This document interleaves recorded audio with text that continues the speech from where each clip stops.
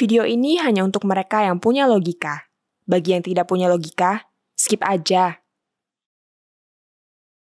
2 pekan yang lalu di Cokro TV, saya sudah memaparkan pengaduan masyarakat tentang kelicikan para developer apartemen jahat.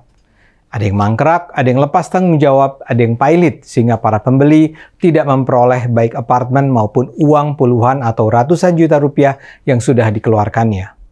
Seusai video itu, saya dikontak lagi oleh para pemilik apartemen yang bilang persoalan apartemen itu tidak berhenti di situ. Yang juga parah adalah adanya semacam mafia pengelolaan apartemen.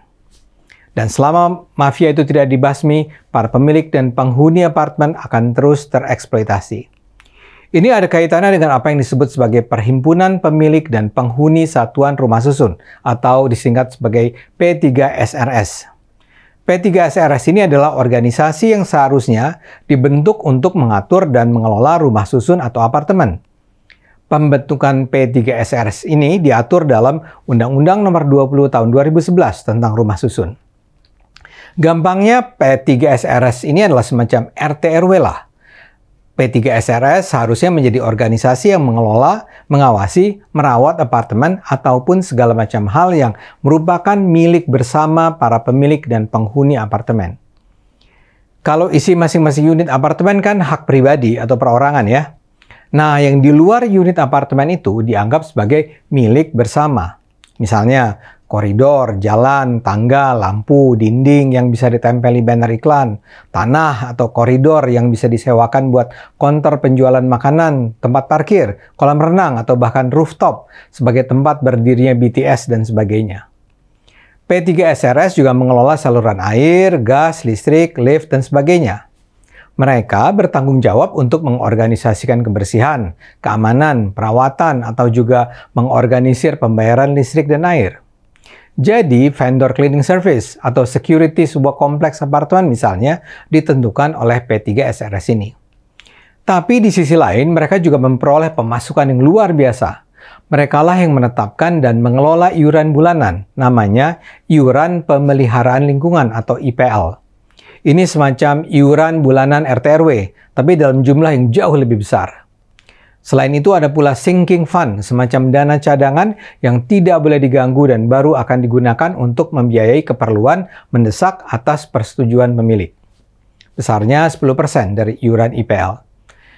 Nilai rupiah IPL ini cukup besar. Misalnya saja, kalau di sebuah tower ada 1.000 unit apartemen dan setiap unit harus membayar iuran sebesar Rp500.000 per bulan, maka uang yang diperoleh dari IPL mencapai Rp500 juta per bulan. Ditambah sinking fund, pemasukan dari biaya listrik, biaya air, uang parkir, dana sewa dinding apartemen untuk memasang banner iklan, sewa lokasi untuk ATM, sewa lokasi untuk buka counter penjualan makanan atau pakaian, atau barang-barang konsumsi lainnya di ruang terbuka apartemen, dan juga sewa atap apartemen untuk pendirian BTS dari berbagai provider telekomunikasi seperti Telkomsel, Indosat, XL, dan lain sebagainya, maka total aliran uang ke P3SRS sangat tidak main-main. Dan P3SRS juga punya kewenangan untuk menaikkan tarif listrik, uang parkir, dan sebagainya. Pendek kata, P3SRS mengelola uang miliaran rupiah per bulan. Karena itu, P3SRS menempati posisi penting dalam pengelolaan sebuah kompleks apartemen. Siapa mereka? Sebenarnya ditentukan oleh Undang-Undang Nomor 20 2011 tentang rumah susun itu. Pihak developer bukanlah pemilik dan pengelola apartemen. Seharusnya sesudah developer membangun dan menjual apartemen, mereka angkat kaki. Jadi otoritas developer dalam hal tanah bersama, bangunan bersama, benda bersama diserahkan kepada P3SRS. Yang membentuk P3SRS sebagaimana namanya seharusnya adalah para pemilik unit-unit apartemen.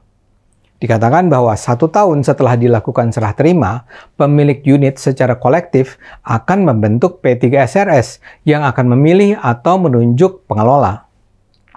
Pengelola ini harus bersifat nirlaba, tidak cari untung. Untuk mengelola apartemen, P3SRS bisa memutuskan untuk melakukan sendiri atau mengontrak perusahaan tertentu yang ditunjuk melalui tender. Dalam titik inilah para pemilik dan penghuni apartemen kerap dikadalin. Disinilah apa yang saya sebut sebagai mafia pengelola apartemen bekerja. Mafia ini bisa saja melibatkan developer, tapi bisa juga semacam sindikat yang memiliki jaringan di apartemen-apartemen yang ada. Mafia inilah yang cawe-cawe dalam pendirian dan menentukan susunan pengurus P3SRS. Ini dengan mudah terjadi karena mafia menempatkan orang-orangnya sebagai penghuni di apartemen. Mereka lah yang secara aktif mendirikan P3SRS dan kemudian menempatkan orang-orangnya di posisi-posisi kepengurusan dan menunjuk vendor-vendor yang mengoperasikan bisnis di kompleks tersebut. Mereka dengan mudah bermanuver karena umumnya para pemilik atau penghuni tak tertarik terlibat dalam masalah pengelolaan semacam itu.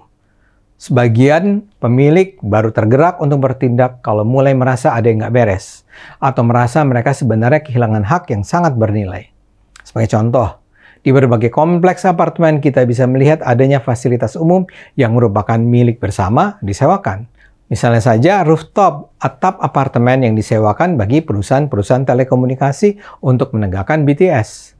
Setiap bulan ada dana ratusan juta mengalir dari belasan perusahaan telekomunikasi.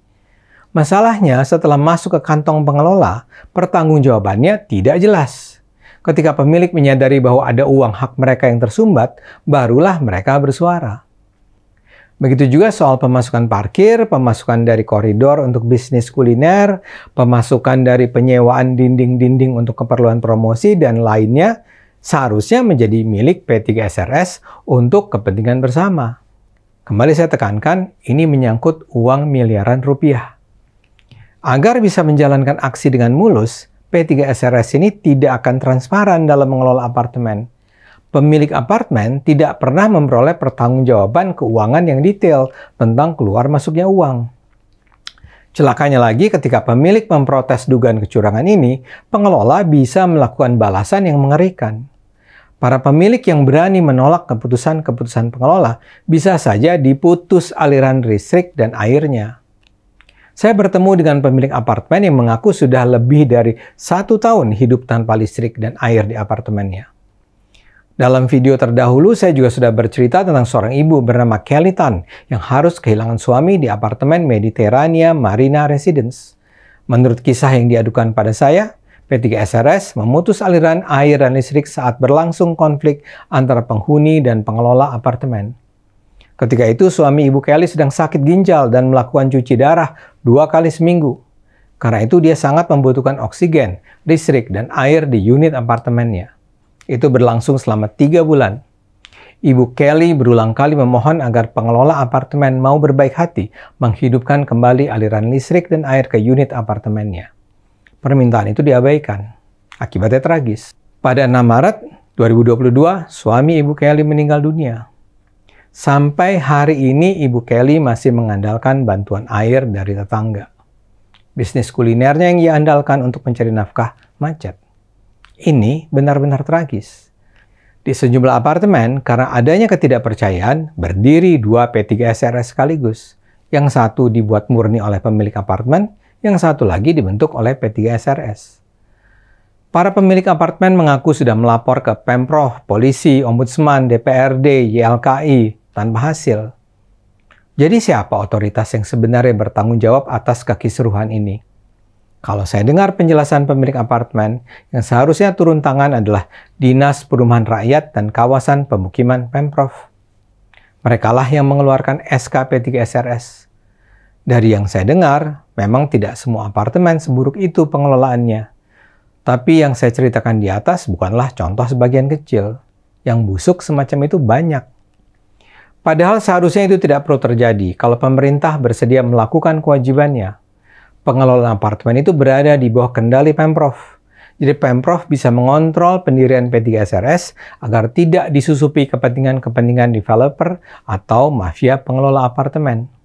Pemilihan pengurus P3SRS seharusnya dilakukan secara terbuka di bawah pengawasan pemerintah. Pemerintah berhak meninjau semua P3SRS yang ada untuk dinilai kelayakannya. Pemprov juga bisa mewajibkan P3SRS setiap tahun diaudit penerimaan dan pengeluaran keuangannya. Pemprov bisa mewajibkan laporan keuangan yang rinci, kalau perlu setiap bulan, diupload secara online agar bisa diakses semua pemilik apartemen.